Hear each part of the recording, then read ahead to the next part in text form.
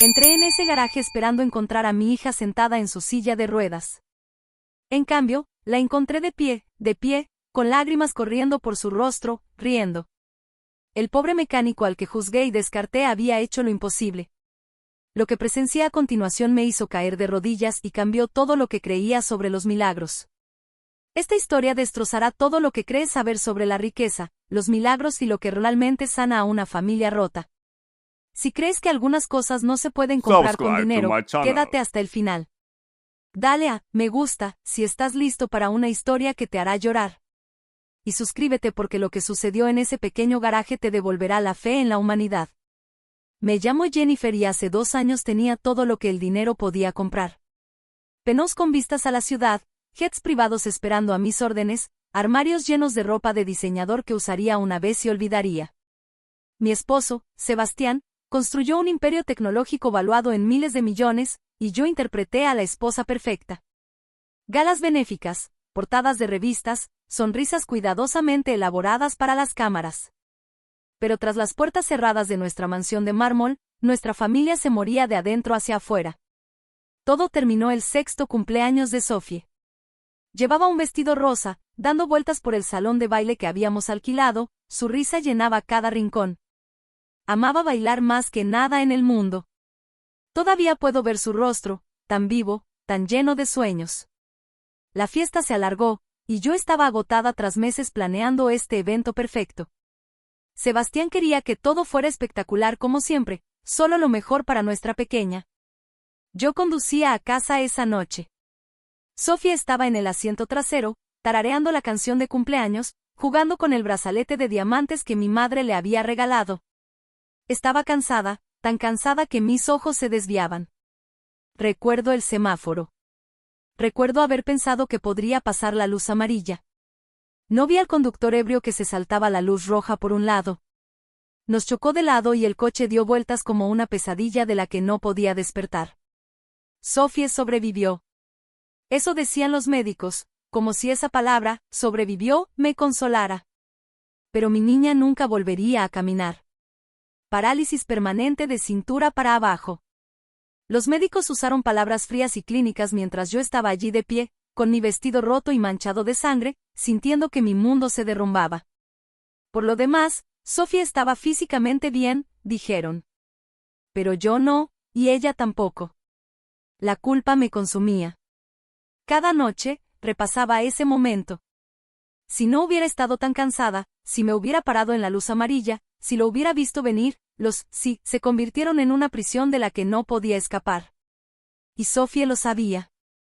Los niños siempre lo saben. Ella dejó de mirarme de la misma manera. La calidez de sus ojos se volvió fría, reemplazada por algo que parecía una acusación. Dejó de hablarme, dejó de preguntar por mí cuando lloraba. Mi hija me miraba como si hubiera destruido sus sueños. Y tal vez así fue. Sebastián y yo nos desmoronamos. Nunca lo dijo directamente, pero sabía que me culpaba. Empezamos a dormir en habitaciones separadas. Nos comunicábamos por medio de asistencia, por mensajes de texto, por todo menos por una conversación real. Cuando hablábamos, se convertían en discusiones sobre de quién era la culpa, quién debería haber hecho qué de otra manera. Sophie estaba atrapada en el medio, encerrándose cada vez más en sí misma con cada pelea que escuchaba. Invertí dinero en el problema porque eso era lo que sabíamos hacer. $2 millones en especialistas de todo el mundo. Volamos a Suiza para tratamientos experimentales, contratamos terapeutas famosos, trajimos curanderos espirituales, probamos de todo, desde medicina tradicional hasta prácticas alternativas. Le compramos a Sofía una silla de ruedas a medida que costaba más que la mayoría de las casas, $150,000 en fibra de carbono y tecnología avanzada. Pero nada funcionó. Nada le devolvió la sonrisa, la voz ni el ánimo. La noche antes de que todo cambiara, Sebastián anunció que llevaría a Sofía sola a ver a otro especialista a 3 horas de distancia. Solo ellos dos. Ya has hecho suficiente daño, Jennifer, dijo con la voz fría como el hielo. Peleamos peor que nunca. Tiré un jarrón. Él dio portazos. Gritamos cosas que nunca podríamos retractar. Y Sophie lo oyó todo. Más tarde la encontré acurrucada en su silla de ruedas, llorando hasta quedarse dormida. Esa noche, sola en nuestra mansión vacía, miré fotos de Sofía de bebé. Feliz, plena, confiada. Llamé a un abogado de divorcios. Incluso le escribí una carta de despedida a mi hija, convencida de que desaparecer de su vida le dolería menos que tenerme cerca como un recordatorio constante del peor día de su vida. Iba a irme esa noche, simplemente desaparecer, y dejar que sanaran sin mí. Entonces sonó mi teléfono. Sebastián, enfadado como siempre. La silla de ruedas se había averiado en algún pueblito. Un mecánico desconocido decía que podía arreglarla, y estaba furioso por la demora. Exigió que enviara a nuestra asistente con una silla de repuesto inmediatamente. De fondo, oí a Sofía llorando. Quiero irme a casa, papá. Algo en su voz, el dolor intenso, el cansancio, la soledad, me paralizaron. Rompí la carta de despedida y me subí al coche. Conduje durante 3 horas, sin saber qué haría al llegar, solo sabiendo que no podía dejar que mi hija llorara así sin intentarlo una vez más. Al llegar, me sorprendió lo que encontré. Un barrio destartalado con aceras agrietadas y edificios descoloridos. Y allí, apretado entre una lavandería y una tienda de conveniencia, estaba el taller mecánico más pequeño y destartalado que jamás había visto. Bajé del coche con un vestido de $5,000 y tacones, y admito que mi primer pensamiento fue de asco. Saquen a Sofía de este lugar. De esta pobreza. Esta gente no podría ayudarnos. Entré en ese taller, lista para exigir que nos fuéramos inmediatamente. Con la chequera en la mano. Fue entonces cuando la vi. Mía. No tendría más de 25 años, vestía ropa de trabajo rota y manchada de grasa. Llevaba el pelo desordenado, recogido en una sencilla coleta. Sus zapatos eran baratos y desgastados. Todo en ella gritaba lucha, y todo en mí gritaba juicio. Ni siquiera intenté ocultar mi disgusto. Saqué mi chequera allí mismo. Te pagaré $5,000 para que dejes de perder el tiempo, dije con voz desbordante de condescendencia. Mi asistente puede traer a un técnico de verdad que sepa lo que hace. Pensé que era generoso al ofrecerle más dinero del que probablemente ganaría en meses solo para que se fuera. Mía me miró con ojos tranquilos y firmes, y dijo en voz baja, no, gracias. Rechazó mi dinero.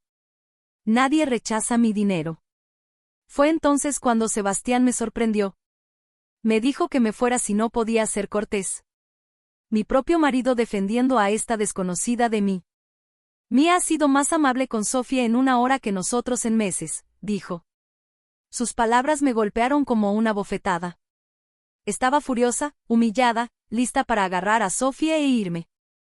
Pero entonces miré a mi hija por primera vez en no sé cuánto tiempo. Sofía estaba sentada en el suelo con Mía y hablaba. Frases completas, riendo. No recordaba la última vez que la oí reír. ¿Cuándo había dejado de hablarme mi hija?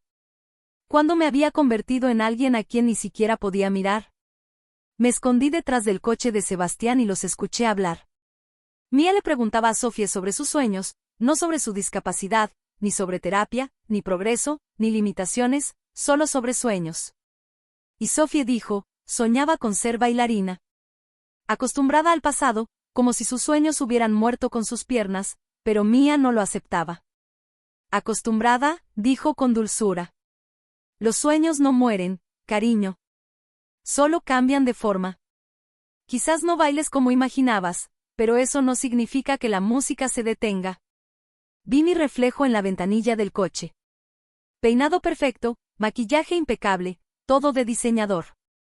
Pero mis ojos estaban muertos, vacíos. ¿Cuándo dejé de ser la madre de Sofía para convertirme en una persona más que la miraba y veía tragedia? ¿Cuándo empecé a tratarla como si fuera un cristal roto en lugar de mi valiente y hermosa hija? Sebastián me encontró afuera y, por primera vez en más de 1 año, tuvimos una conversación real. Ella habla con un desconocido, pero no conmigo. Susurré entre lágrimas. A Sebastián se le quebró la voz al responder. Quizás porque el desconocido no la mira como si estuviera rota. Ambos nos derrumbamos allí mismo, abrazados, admitiendo finalmente que nos habíamos extraviado. Mía nos dijo que la silla de ruedas tardaría toda la noche en repararse. Sebastián llevó a Sofía a un hotel cercano, pero me negué a irme. Necesitaba entender qué tenía esta mujer que yo no. ¿Qué le permitía llegar a mi hija cuando yo no podía? Al principio fue incómodo, yo con mi vestido caro, completamente fuera de lugar en ese taller, viendo trabajar a Mía. El silencio estaba impregnado de mi vergüenza y su silenciosa dignidad. Finalmente, alrededor de las 2 de la mañana, le pregunté, ¿por qué haces esto de verdad? Su respuesta lo cambió todo. Porque sé lo que se siente cuando la gente te abandona. Me habló de su abuelo, quien la crió y le enseñó mecánica después de que sus padres la abandonaran. Dijeron que no llegaría a nada, que una niña no podría triunfar en este mundo sola. Pero su abuelo creyó en ella, le enseñó que arreglar las cosas con las manos podía sanar las cosas en el corazón. Mis defensas se derrumbaron. Le conté sobre el accidente. Por primera vez desde que ocurrió, le dije las palabras en voz alta a alguien a quien no le habían pagado por escuchar.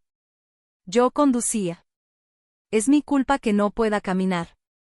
Destruí la vida de mi hija. Esperé el juicio, la confirmación de lo que ya creía sobre mí.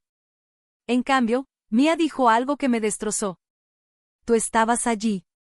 Sobrevivieron juntas. Eso no es destrucción. Eso es amor. Ella está viva porque la protegiste con tu propio cuerpo. ¿Sabías que el impacto fue de tu parte? Llevaste la peor parte para que ella no lo hiciera. Nunca lo había pensado así. Nunca. Entonces Mía me dijo algo que no le había contado a nadie más. Ella también tiene una hija. Lily, 6 años, nació con una rara enfermedad cardíaca. Sion.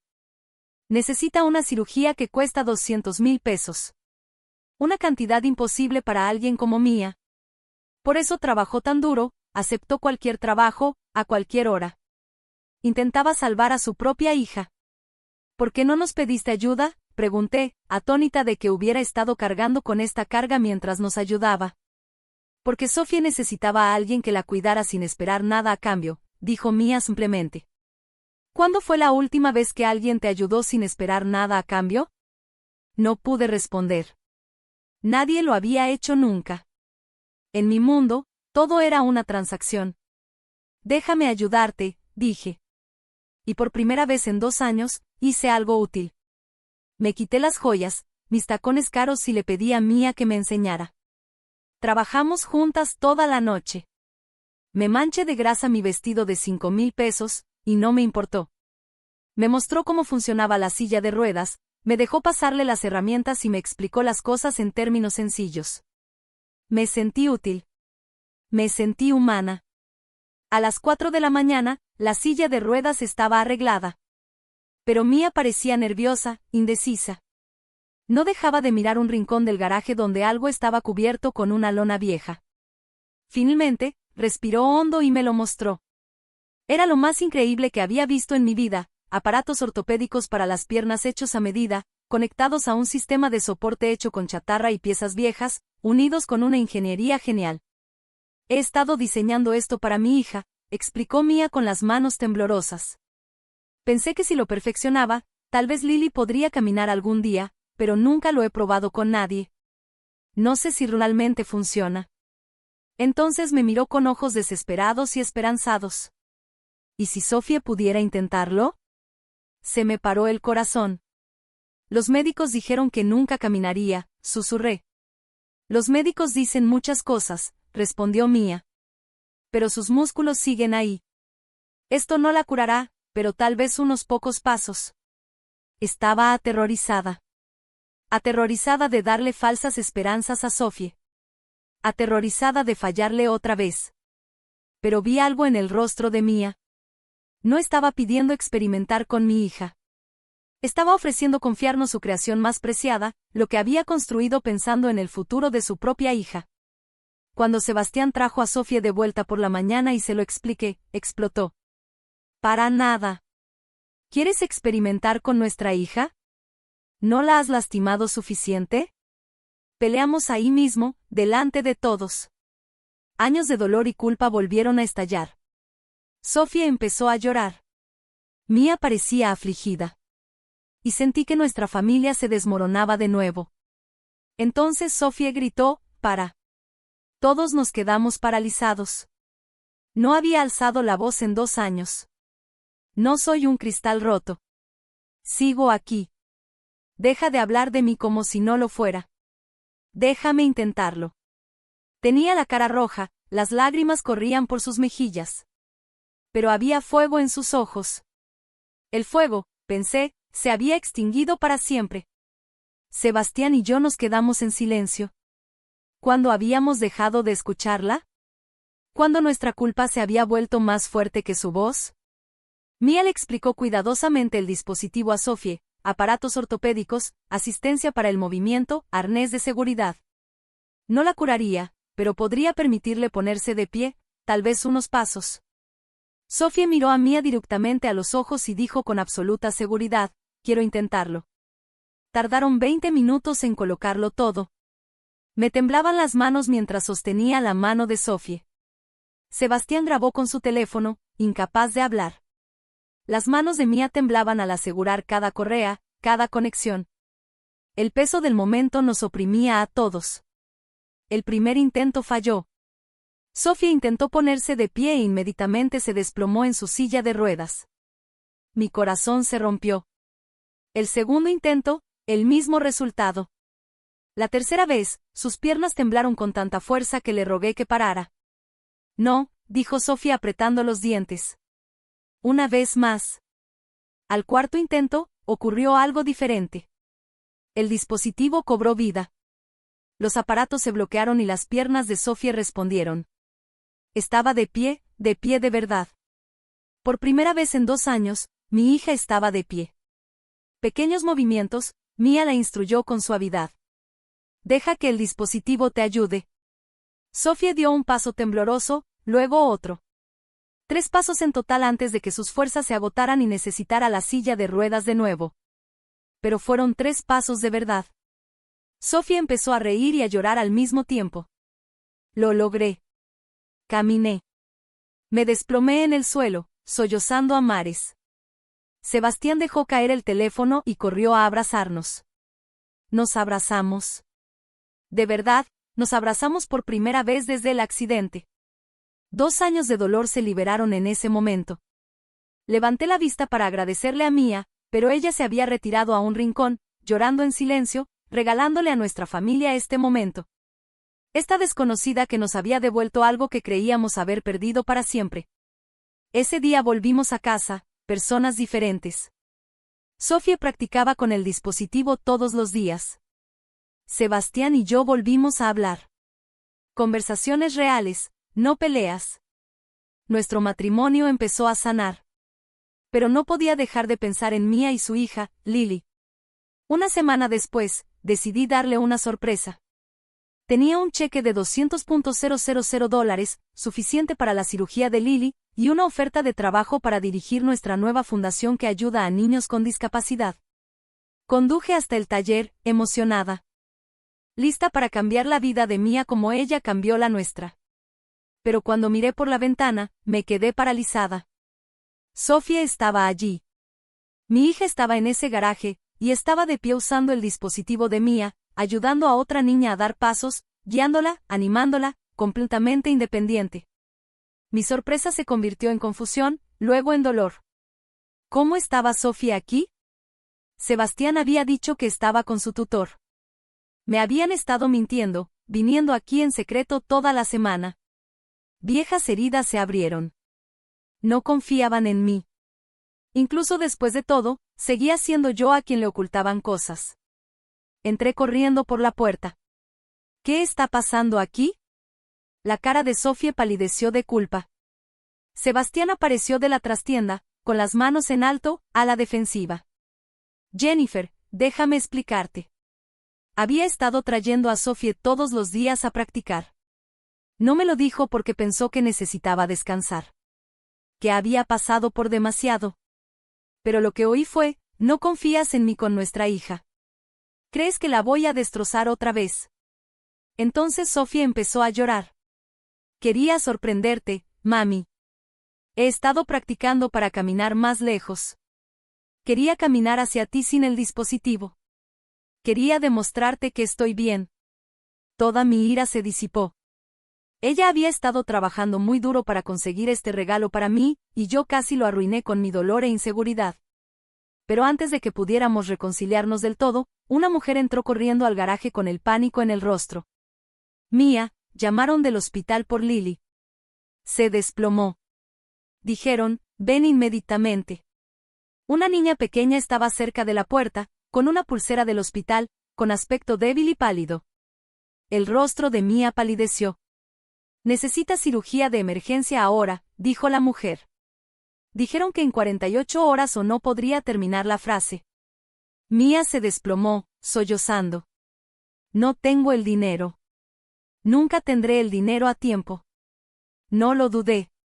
Lo cubriremos todo. Sebastián aceptó de inmediato. Lo que necesite. Mía intentó negarse entre lágrimas. Pero le tomé las manos. Me devolviste a mí. Hija. Déjame salvar la tuya. Entonces. Sofía hizo algo que me enorgulleció más que cualquier cantidad de pasos. Se quitó su pulsera de diamantes, la que mi madre le había dado, valorada en $50,000. Véndela a Lily. Era una de sus posesiones más preciadas. No la necesito. Ella necesita su vida. Todos corrimos al hospital. La cirugía se programó de inmediato. Sostuve a Mía mientras ella sostenía a Lily. Sofía y Lily se tomaron de la mano. Dos niñas que habían encontrado la amistad en la lucha. Dos familias de mundos completamente diferentes, unidas por algo que el dinero nunca nos había comprado, amor verdadero. La cirugía de Lily fue un éxito. 6 meses después, ambas niñas estaban prosperando. Sofía caminaba más cada día, a veces sin el dispositivo. Lily usaba el dispositivo para dar sus primeros pasos. Se habían convertido en mejores amigas inseparables. Mía dirigía una fundación que habíamos construido juntas, ayudando a niños con discapacidad por toda la ciudad. Habíamos abierto un centro en el mismo barrio que su garaje, preservando el garaje original como recordatorio de donde comenzaron los milagros. Yo vendí nuestra mansión y compré una casa normal cerca. Trabajaba en la fundación todos los días, de forma práctica. Sin ropa de diseñador ni pretensiones, solo yo, haciendo el trabajo que importaba. Mi matrimonio con Sebastián era más fuerte que nunca. Habíamos aprendido a hablar, a escuchar, a estar presentes. Un año después de esa primera visita, celebramos una ceremonia en el garaje original. Sofía entró de la mano de Mía. Sin dispositivo, solo determinación y 50 pasos cuidadosos. Corrió los últimos pasos hasta mis brazos. Lily dio sus primeros pasos de forma independiente usando el dispositivo. Ambas familias lloraron y celebraron juntas. Fue entonces cuando les di la noticia. Después de años de médicos que me decían que no podía tener más hijos, estaba embarazada. Los milagros realmente llegan cuando abres tu corazón. Sofía iba a ser hermana mayor. Entré en ese garaje como una mujer ahogada en culpa y dinero, creyendo que había destruido la vida de mi hija. Aprendí 3 verdades ese día. Primero, los milagros no se compran. Los construyen personas que se preocupan. Segundo, las personas que juzgamos podrían ser los ángeles que necesitamos. Y tercero, a veces la única manera de salvar a tu familia es dejar que un desconocido te muestre cómo volver a amar.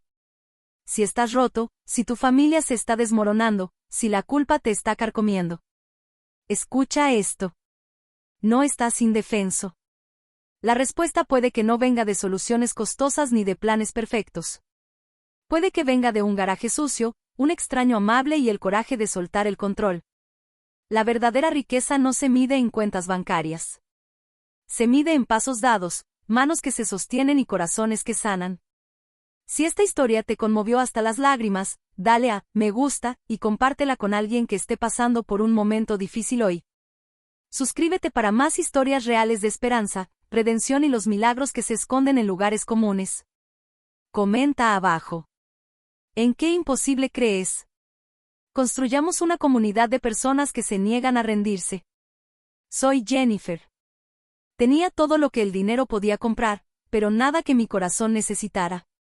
Una pobre mecánica llamada Mía me enseñó que los mayores milagros sucede cuando dejamos de intentar comprar soluciones y empezamos a construir conexiones. A veces, quien menos tiene es quien más puede dar. Sofía ya tiene 10 años y camina sola casi todos los días. El corazón de Lily es fuerte. La fundación de Mía ha ayudado a más de 200 niños y a nuestra familia.